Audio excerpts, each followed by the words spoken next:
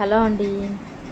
ఈరోజు మన ఛానల్లో మీకు ఒక అద్భుతమైన మరొక రెసిపీతో మీ ముందుకు వచ్చాను. సగ్గుబియ్యం చిట్టి చెక్కలండి. మనం పచ్చిపప్పుతో చేసుకుంటాము, పెసరపప్పుతో చేసుకుంటాము, రకరకాలుగా చేసుకుంటాం కదా. ఇలా సగ్గుబియ్యంతో కూడా చెక్కలు చేసుకోవచ్చు అండి. చాలా బాగుంటాయి. వెన్న వేసుకొని కలిపి చేసుకున్న చెక్కలు ప్రాసెస్ చూపిస్తాను. వీడియో స్కిప్ చేయకుండా లాస్ట్ వరకు చూడండి. నా వీడియో నచ్చితే ఒక లైక్ చేయండి, సబ్స్క్రైబ్ చేయండి. ఇక్కడ నేను ఒక 1/2 కేజీ బియ్యపిండి తీసుకుంటున్నానండి. ఈ చెక్కలు చాలా బాగుంటాయండి. వెన్న వేసుకొని కలుపుకొని చేసుకుంటే 1/2 కేజీ బియ్యపిండిలో ఇదిగోండి, నేను ముందుగా నానబెట్టుకున్న పెసరపప్పు, సగ్గుబియ్యము. ఒక 1/2 అవర్ ముందు ఈ సగ్గుబియ్యం నానబెట్టుకోవాలండి. ఈ పెసరపప్పు సగ్గుబియ్యం రెండు కలిపి నానబెట్టుకున్నానండి నేను. ఈ సగ్గుబియ్యము, ఈ పెసరపప్పు వేసేసుకున్నాను. ఇదిగోండి, జీలకర్ర యాడ్ చేసుకుంటున్నాను. కొంచెం 1 టేబుల్ స్పూన్ జీలకర్ర యాడ్ చేసుకోండి. నేను ఇక్కడ కొలత వచ్చేసి 1/2 కేజీ బియ్యం పిండికి చెప్తున్నానండి. ఒక 50 గ్రాముల సగ్గుబియ్యం, 50 గ్రాములు పచ్చిపప్పు అయినా వేసుకోవచ్చు, సాయి పెసరపప్పు అయినా వేసుకోవచ్చు అండి. మీ ఇష్టం, మీ చాయిస్ అది. నేను ఇక్కడ సాయి పెసరపప్పు వేసుకున్నాను. కరివేపాకు యాడ్ చేసుకున్నానండి, ఒక 10 రెమ్మలు. ఇప్పుడు నెయ్యి వేసుకుంటున్నానండి. నెయ్యి కాదండి, వెన్న వేసుకుంటున్నాను. మనం పాల మీద, పెరుగు మీద నుంచి తీస్తాం కదండి వెన్న ముద్ద వేసుకున్నానండి. ఈ వెన్న వేసుకొని చేసుకుంటే చెక్కలు చాలా రుచిగా ఉంటాయండి. నెయ్యి వేసుకునే కన్నా వెన్నతో చేసిన చెక్కలు చాలా టేస్ట్ వస్తాయి.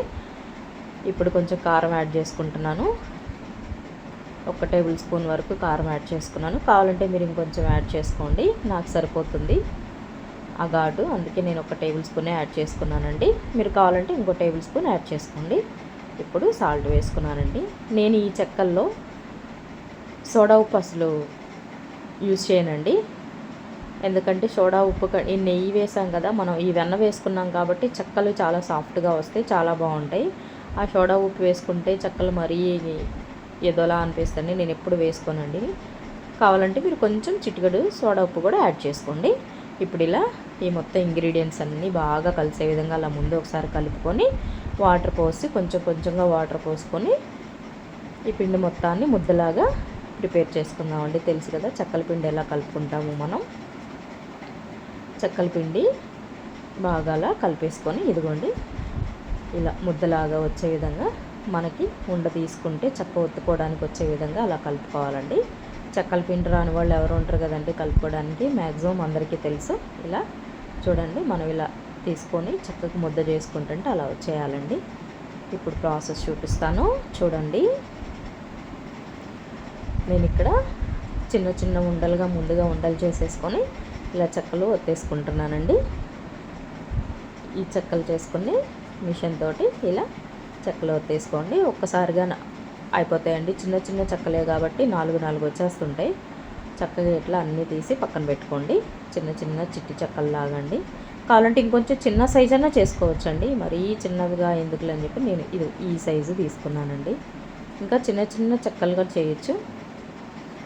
చూడండి, అలా చిన్న ఉండలుగా చేసుకొని ఇలా ఒత్తేసుకోండి చక్కగా అన్నీ. ఇదిగోండి, నేను ఇక్కడ అన్ని ఉండలు చేసుకొని ఒకేసారి ఒత్తేసుకున్నాను. చూసారా, మొత్తం ఇలా ఒత్తేసుకొని డీప్ ఫ్రైకి సరిపడా ఆయిల్ పెట్టుకొని, ఆల్రెడీ నేను ఈ ఆయిల్లో వేరే పిండి వంటకం చేశానండి, అందుకని ఆయిల్ ఉంది. ఈ ఆయిల్లోనే వేసేసుకుంటున్నాను. చెక్కలు చూసారా ఎలా పొంగి వస్తున్నాయో, అలా పొంగాలండి చెక్కలు, అలా తేలి రావాలి ఆయిల్లో. ఇలా ఒక్కొక్కటి వేసుకొని అన్నీ ఇలా బాగా కలుపుకుంటూ ఈవెన్గా కాలే వరకు చెక్కలు అలా తిప్పుకుంటూ ఉండాలండి. అలా పక్కకి సైడ్కి లాక్కుంటూ కాలినవి చూసుకుంటూ అలా తిప్పుకుంటూ ఉండాలి. చాలా టేస్టీగా ఉంటాయండి ఈ సగ్గుబియ్యంతో చేసుకున్న చెక్కలు. చూడండి, అయిపోయినాయండి. ఇట్లా కలర్ వచ్చేసి చెక్కలు మనకు కాలిపోయి ఈ కలర్ వచ్చిన తర్వాత తీసుకోవటమేనండి. ఒక జాలి లాంటి గిన్నెలో తీసుకొని ఆ గిన్నెలో వేసేసుకోండి. ఎక్స్ట్రా ఆయిల్ ఏదైనా ఉంటే కిందకు దిగిపోతుందండి.